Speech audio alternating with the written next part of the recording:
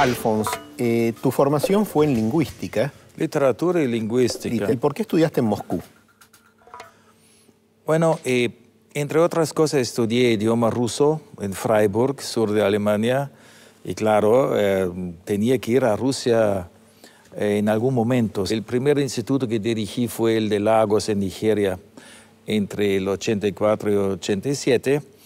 Como el Instituto Goethe en Lagos tenía la única galería de arte de la ciudad prácticamente, fuimos obligados a organizar exposiciones de, bueno, primero de artistas africanos, nigerianos.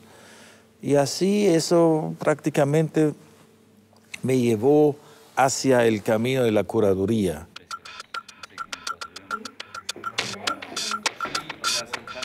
Los europeos, tanto de Europa occidental como de Europa oriental en su momento, habitualmente compartían una idea bastante etnocéntrica del mundo y en realidad, digamos, un poco era el turismo en lugares como América, África y demás, era un poco también, digamos, la cacería de lo desconocido. El exótico. ¿Cómo sí, te pudiste sustraerte de esa tendencia? Sí. En Francia y en Alemania creo ese peligro es un poco menor. En Francia, en la medida que eran los franceses, los modernistas franceses, obviamente, que ya en su época estudiaron la escultura africana. El expresionismo alemán también, en los años 20. Los pintores Pechstein y otros se sentaban literalmente dentro del Museo Etnológico de Berlín y estudiaban la plástica africana.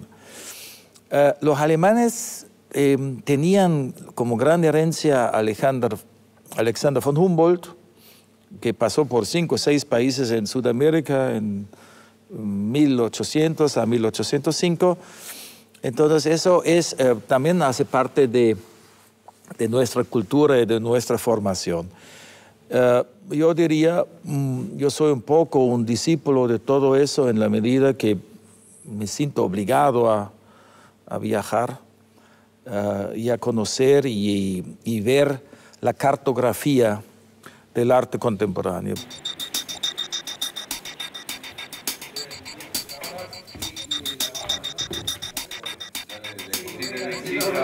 Hay una nueva exposición que se va a hacer un poco más adelante en el Centro Pompidou, que puede llegar a tener una importancia similar, porque es todo un replanteo de la colección del Pompidou y de obras que han comprado especialmente para esto o que han pedido prestado, viendo una historia del arte desde una perspectiva que no sea solo europea. Sí. Bueno, como alemán resultó un poco difícil seguir ese camino porque Alemania en la época posguerra era muy vinculado con el norte del Atlántico, para no decir Estados Unidos, ¿cierto? La alianza política se sintió tampoco en el área cultural. También era un problema lingüístico, porque siempre digo curaduría como problema lingüístico, porque los alemanes de esa generación hablaban solamente inglés. El francés ya no se hablaba tanto como antes, y español ni pensar, o portugués o otra cosa. Entonces, claro, la estética americana y anglosajona en general, que tiene un poco que ver con un vertiente protestante que en Alemania también existe, por lo menos en la otra mitad de Alemania que no es la mía. La mía es la católica del sur. Pero la otra la parte protestante tuvo una facilidad muy grande de lidiar, digamos, con el arte americano. Pero eso complicó la recepción del arte extraeuropeo. Eso cambió y hoy las grandes casas y los grandes museos de Berlín también se ocupan. Siempre han curado un poco especializado en China, otro en México, otro en África también hay algo ahora.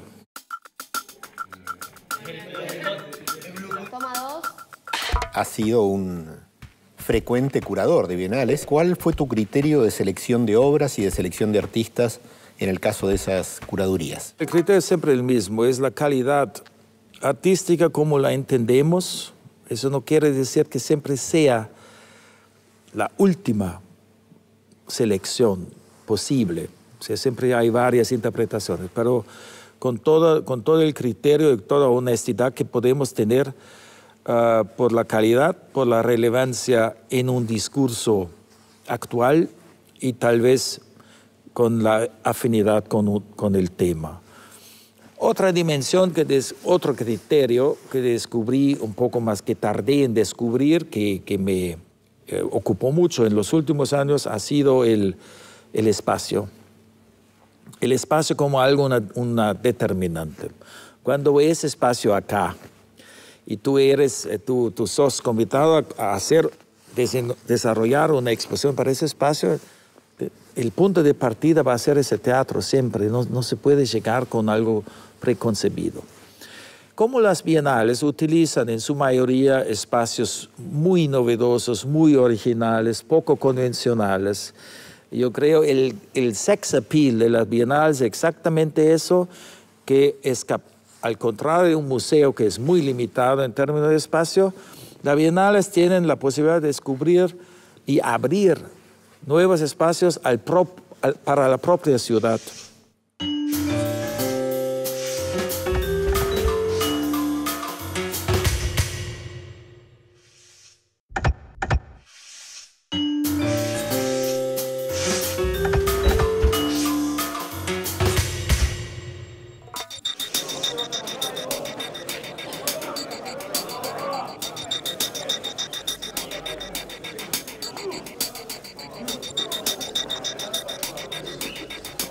¿Qué te pareció Venecia y el proyecto de Gioni del Palacio Enciclopédico?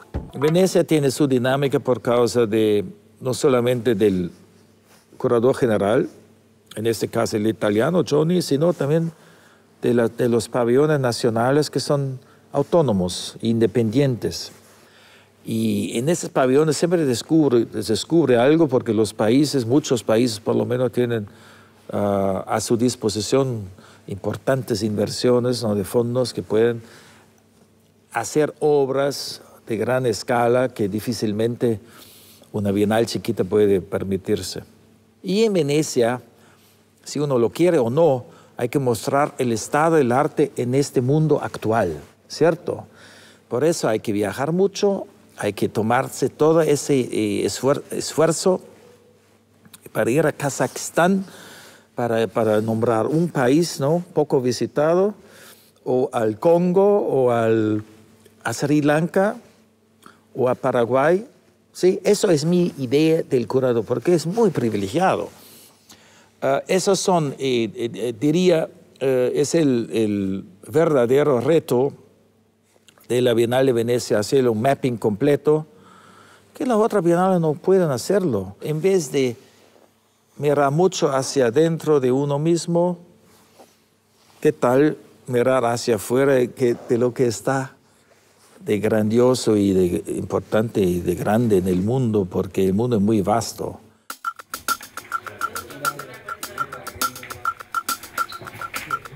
¿Qué te parece el video, analizándolo como medio, como soporte de arte? ¿Cuál es tu idea sobre el video? Pues estás trabajando mucho en video. Sí, mucho con video por dos motivos. Uno es por necesidad económica y logística. Pero obviamente la parte artística es más importante. Yo veo el video en pleno auge. Lo que es más curioso aún, que son justamente los países que tienen menos tradición modernista. Algunos de esos países que he mencionado tienen poca tradición modernista. Donde de pronto el arte contemporáneo se dedica justamente al medio más moderno, que es el video. El video está por ser un medio que contempla muy bien el Zeitgeist, como decimos en alemán, el espíritu de la época.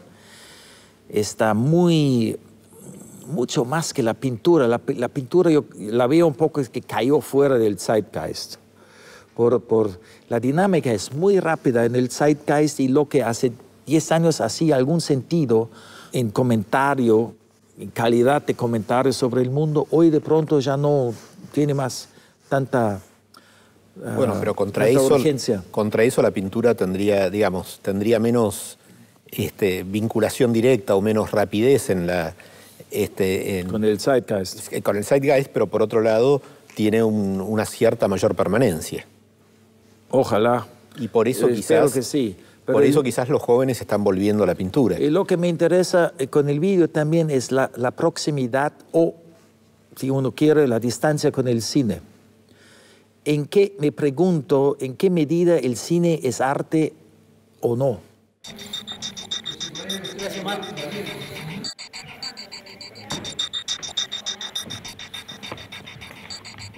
¿Cómo se te ocurrió trabajar sobre arte y fútbol, que hiciste una maravillosa exposición que ha tenido mucho éxito en Buenos Aires? Como vivo en Brasil y cómo se hace la Copa del Mundo en el 2014, nos pareció interesante desarrollar una exposición sobre este tema. También porque en Alemania en 2006, Alemania cambió completamente su imagen de una nación un poco seria, un poco sin humor, para un país alegre, y eso todo eso a través de la Copa del Mundo de 2006, ¿cierto?, de Alemania. Obviamente no hicimos una muestra documental y mucho menos televisiva sobre el fútbol. En mi investigación llegué a la conclusión que el artista normalmente escapa del espectáculo que nos vemos en la televisión y muchas veces busca unos detalles a la margen del fútbol o incluso de la sociedad. Lo que me interesa no es tanto el partido y el juego en sí. No soy hincha de fútbol, digamos, no soy ningún fanático de ese deporte, además de ningún deporte. Soy más bien antideportivo.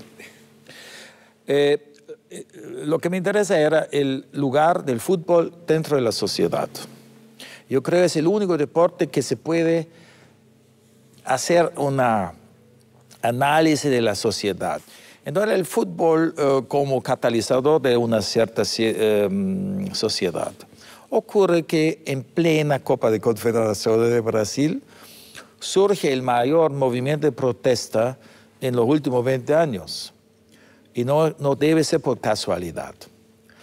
La muestra del fútbol tiene algo de todo eso, trata un poco de la violencia.